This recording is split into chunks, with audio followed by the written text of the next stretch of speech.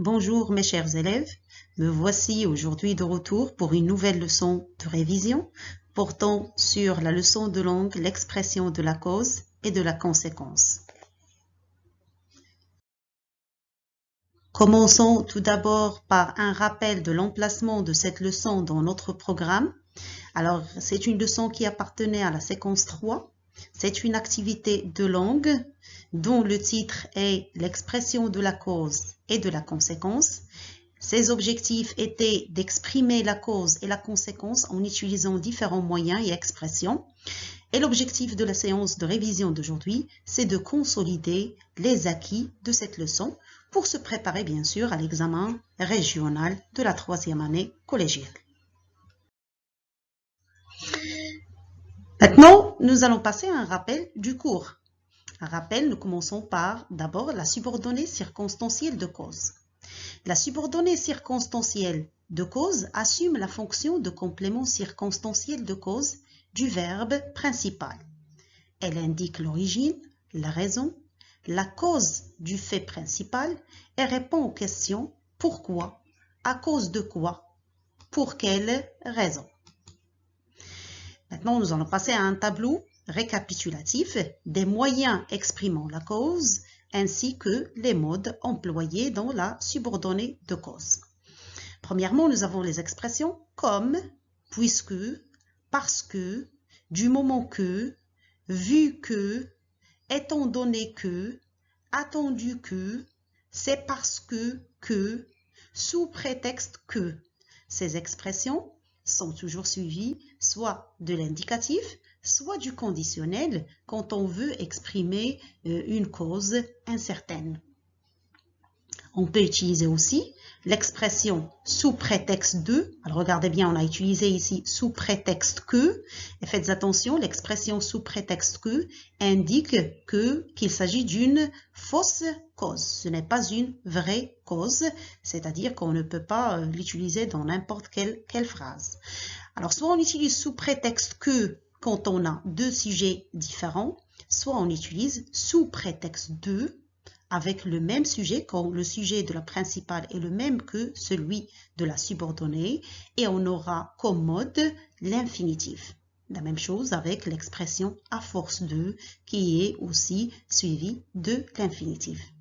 Une remarque ici à faire à propos de l'expression comme, si vous vous rappelez, on a dit que c'est une expression qui s'utilise toujours en tête de phrase. C'est-à-dire, avec l'expression comme, on commence par la proposition subordonnée et ensuite la proposition principale.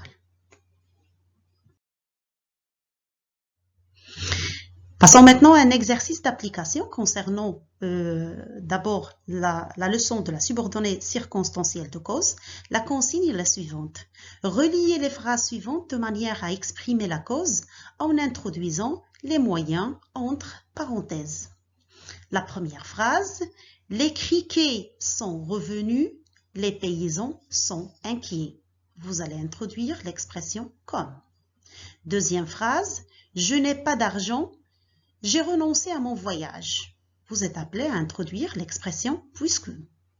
Troisième phrase, il fait mauvais temps, notre promenade a été reportée. Vous allez utiliser l'expression parce que. Quatrième phrase, elle a maigri, elle a suivi un régime sévère. L'expression à introduire, c'est parce que. La cinquième phrase, il n'est pas allé au travail, il n'a pas trouvé de moyen de transport. L'expression à introduire, c'est sous prétexte de. L'avocat n'a pas présenté de preuves solides, l'accusé sera retenu. Nous allons introduire l'expression attendu que. La septième phrase, vous excellez dans l'informatique, vous devez vous orienter vers les métiers du design. Nous allons introduire l'expression vu que. La dernière phrase, tu as obtenu d'excellentes notes, tu réussiras avec une bonne mention. L'expression à introduire du moment que. Alors, comme je vous demande toujours, vous pouvez mettre une pause à ce stade pour faire d'abord l'exercice, c'est-à-dire répondre à toutes les phrases avant de passer aux réponses. Les réponses maintenant sont, comme vous pouvez voir, pour la première phrase, on a introduit l'expression comme, et comme on dit toujours, s'utilise en tête de phrase ou bien se met en tête de phrase, c'est-à-dire qu'on aura ici la proposition subordonnée suivie de la proposition principale. La réponse, comme les criquets sont revenus, les paysans sont inquiets. Deuxième réponse, puisque je n'ai pas d'argent, j'ai renoncé à mon voyage. Alors là, puisque on peut l'utiliser en tête de phrase ou bien au milieu, on peut dire aussi j'ai renoncé à mon voyage puisque je n'ai pas d'argent. La troisième réponse, notre promenade a été reportée parce qu'il fait mauvais temps. La quatrième réponse, c'est parce qu'elle a suivi un régime sévère qu'elle a maigri. Alors, regardez bien, on a introduit ici l'expression c'est parce que. La cinquième réponse, il n'est pas allé au travail sous prétexte de ne pas avoir trouvé de moyens. Alors, regardez bien, ici, il s'agit d'une fausse cause, c'est-à-dire que ce n'est pas vrai, c'est juste un prétexte. On a utilisé l'expression sous prétexte de. Et pourquoi sous prétexte de? Parce qu'on a le même sujet. Il n'est pas allé au travail, il n'a pas trouvé de moyen de transport. Alors, sous prétexte de suivi de l'infinitif. Sixième phrase, attendu que l'avocat n'a pas présenté de preuves solides, l'accusé sera retenu. Alors, on a utilisé l'expression attendu que ici, dans cette phrase, et on a eu la réponse suivante. Alors là, on peut dire l'accusé sera retenu attendu que l'avocat n'a pas présenté de preuves solides. On peut mettre aussi l'expression au milieu de la phrase. La septième phrase, vu que vous excellez dans l'informatique, vous devez vous orienter vers le métier du design. Alors ici, on a introduit l'expression vu que qu'on peut placer au début ou bien même au milieu de la phrase pour dire vous devez vous orienter vers les métiers ou bien le métier du design vu que vous excellez dans l'informatique. La dernière phrase, du moment que tu as obtenu d'excellentes notes, tu réussiras avec une bonne mention. L'expression qu'on a introduite ici, c'est du moment que, et on a eu la réponse suivante, du moment que tu as obtenu d'excellentes notes, tu réussiras avec une bonne mention. On peut aussi utiliser l'expression au milieu de la phrase pour dire tu réussiras avec une bonne mention du moment que tu as obtenu d'excellentes notes.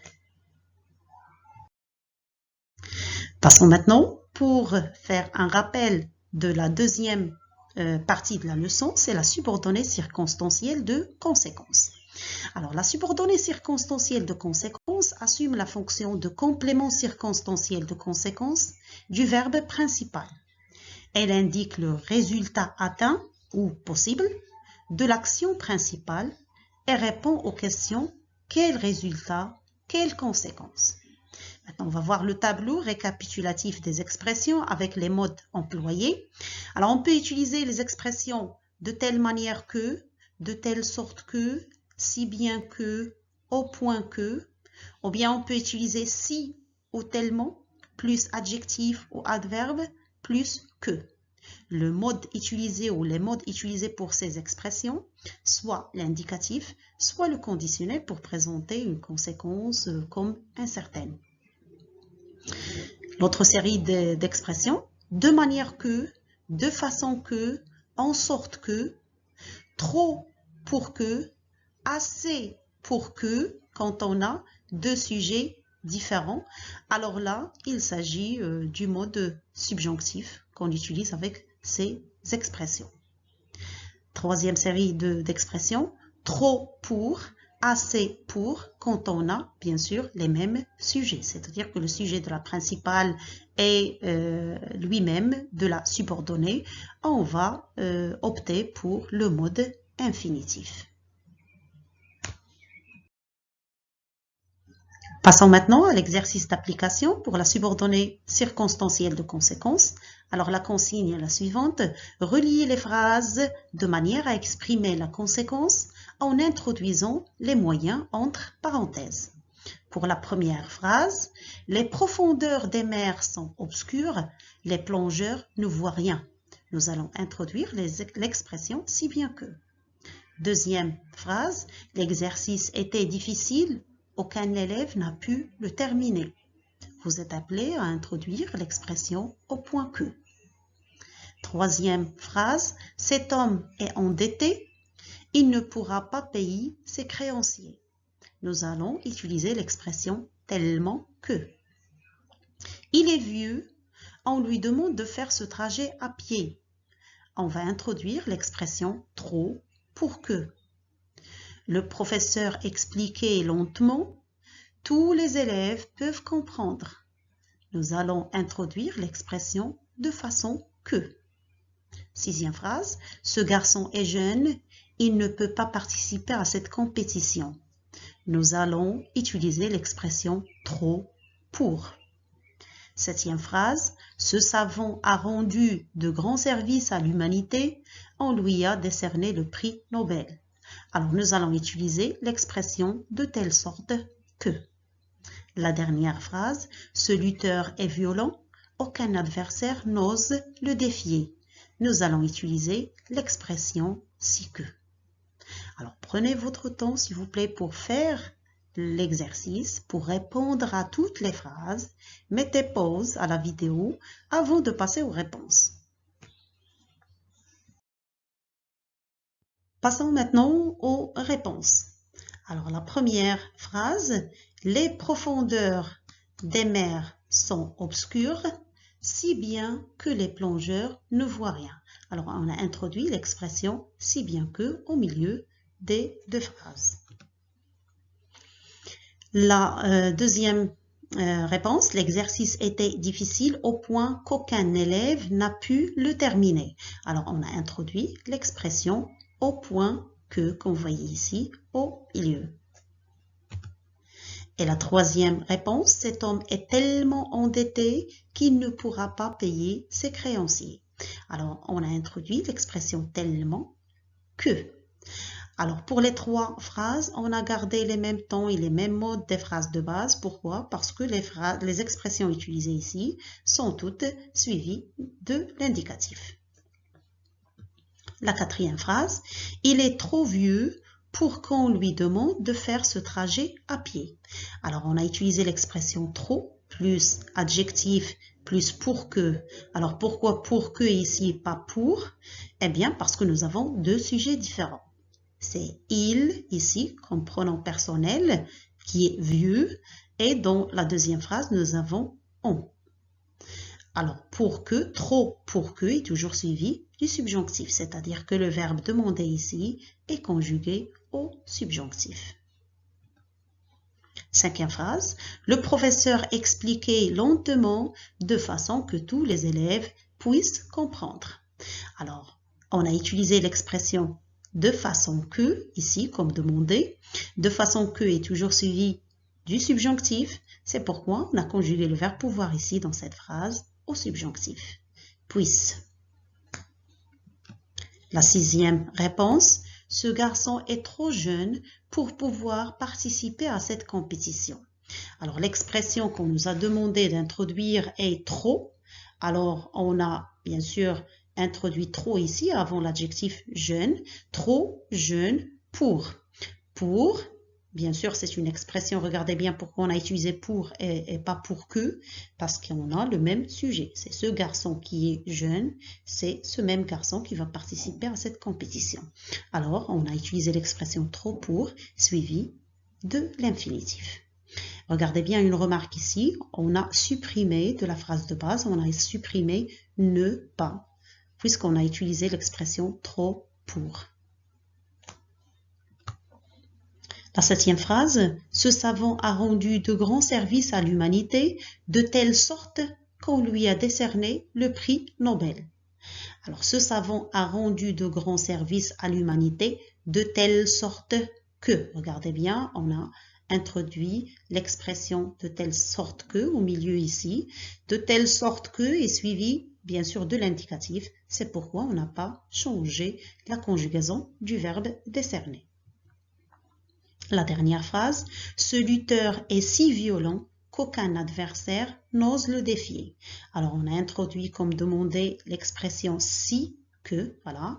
Alors si, quand on a placé avant l'adjectif violent, si plus adjectif plus que, et bien sûr on a gardé la même conjugaison des verbes puisqu'il s'agit d'une expression suivie de l'indicatif. Notre leçon d'aujourd'hui touche à sa fin. Je vous dis comme toujours merci pour votre attention et à la prochaine leçon.